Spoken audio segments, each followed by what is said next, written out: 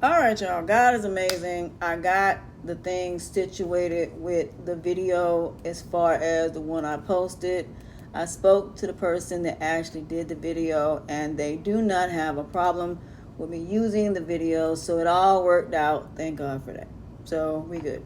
So I am good. Everything worked out. And so it all worked out in the end. So they probably more than likely are going to take that strike away.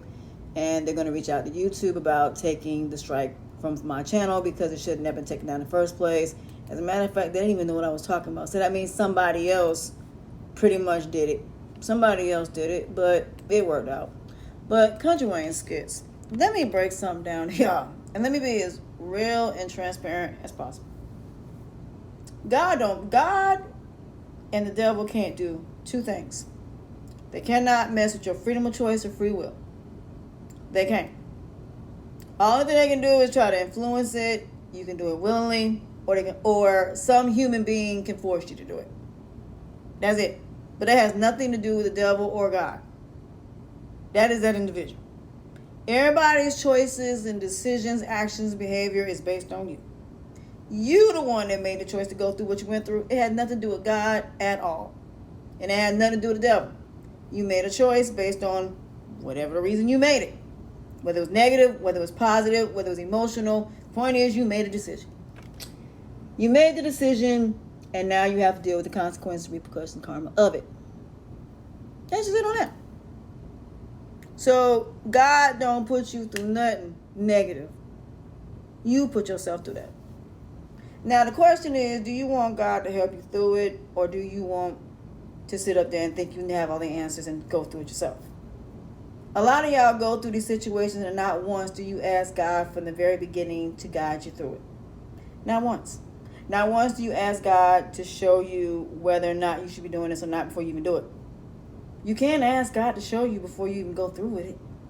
You don't have to go through with it, regardless if somebody manipulates you or you want to. You don't have to. You ain't got to do nothing you don't want to do. You choose to do it. And being that you are making the choice to do it, that is something that you have chosen to do. That has nothing to do with nobody else but you. That's why when you go to Judgment Day, God asks you, why did you do what you did? And you're going to be like, well, I did it because I was told that you don't put people through something that basically essentially that we're not strong enough to handle. That is not how this works.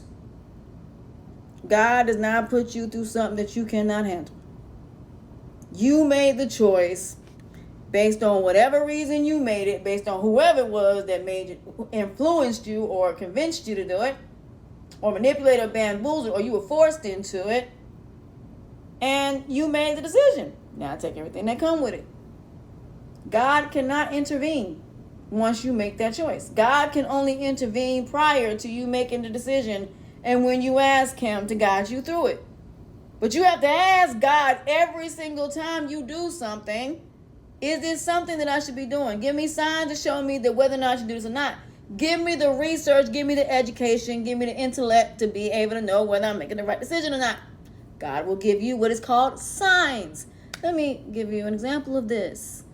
There was a story where there was a man that was stuck in quicksand, and the first person came and said, can I help you? He said, no, I'm waiting on God. Second person came and said, can I help you? No, I'm waiting on God. I don't need your help. Third person came and said, I don't need your help. I'm waiting on God. Well, guess what? They passed away, went up to heaven. God was like, what are you doing here? God said, the person said, I was waiting for you to come help me. I sent 3 people to help you. And you mean to tell me you didn't take none of their help? That part. Y'all forget God is a being. God can't speak to you literally. But God can send you signs. God sends you signs every day. You shouldn't do things, but you do it anyway. God will send you people, will send you angels, will send all kinds of things to help you, but you'll overlook it because you think you know, you think you have all the answers. So you're gonna do what you want to, because what you want is more important than what you need.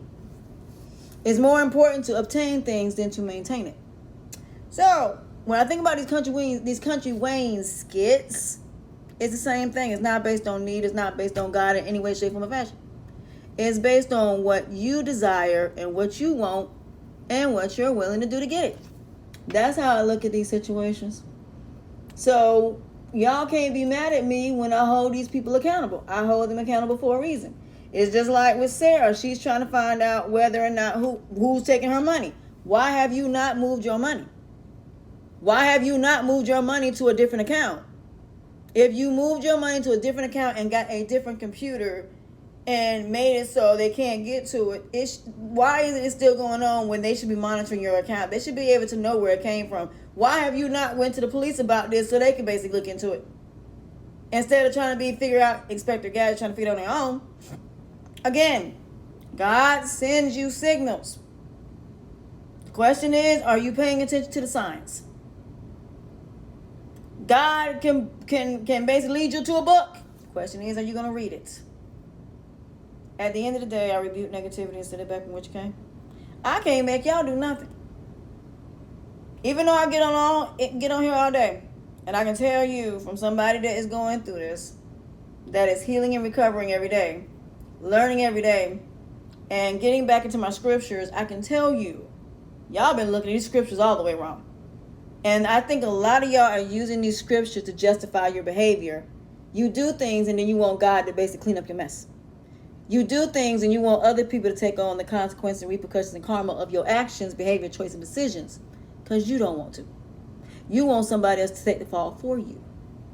And in each one of these skits, that is what I see. Somebody's being burnt by somebody that ain't right. Because of what they want. They don't want you. They want what you have to offer. Or what they see. So in the end, like I said, I'm probably going to take the next couple days off because every time I do these type of things, I end up having a headache. But I will say this. Whatever decision you make, whatever choice you make, you better be able to live with it. You better be able to take everything that come with it. And for those of y'all who follow these people that got y'all doing something, you better be able to take everything that come with it. Because if you can't take everything that come with it, then don't do it. It's just like when I think about Save the Last Dance. When she told him, do not go with him, that he going to be in trouble. And his sister tried to tell him. And when he got there, he was going to get in that car. But he told him, y'all ain't got to do this. There's another way. They got in that car. And what happened? Not only did they get into an accident, not only did somebody get shot, but now you're going to end up going to jail the rest of your life. And you ended up in a car accident. And you ended up getting locked up. If he would have went with them, he'd have been locked up. And his whole entire college career would have been ruined. So again, you have time to walk away from something. You have plenty of ample amount of time before you act on it. You got plenty of time to stop yourself before you act on it. You can get close to it and stop yourself as long as you don't act on it, as long as you don't behave on it. You can choose to do whatever, but that don't mean you have to go through with it. So again, these Country Wayne skits, that is my point. None of these people have to do what they do. You ain't got to do what you do. You choose to. And instead of you saying, before you even go through with it, God, walk me through before I do this, whether or not I should do this or not. Give me a sign. Give me information. Give me research. Tell me where to look to find that will give me the answers that I seek. God will give you that. So, in the end, I am emotionally intelligent because of that. I don't let my emotions guide my decisions or guide my choices because I don't. In the end, like I said, one thing about spiritual recovery, once you do spiritual recovery, everything else will come naturally. But that's the thing you got to work on most importantly is your choices, decisions, actions, and behavior. That determines everything else. Once you learn that and what to do and what not to do, and once you learn how to make better choices and better decisions, your health and wellness will be better, financially will be better, you'll be better mentally, all of that. But in the end, you do not let your emotions make your decisions. You do not base decisions based on what you want. You base them based on need. Because wants ain't going to do nothing but get you in trouble.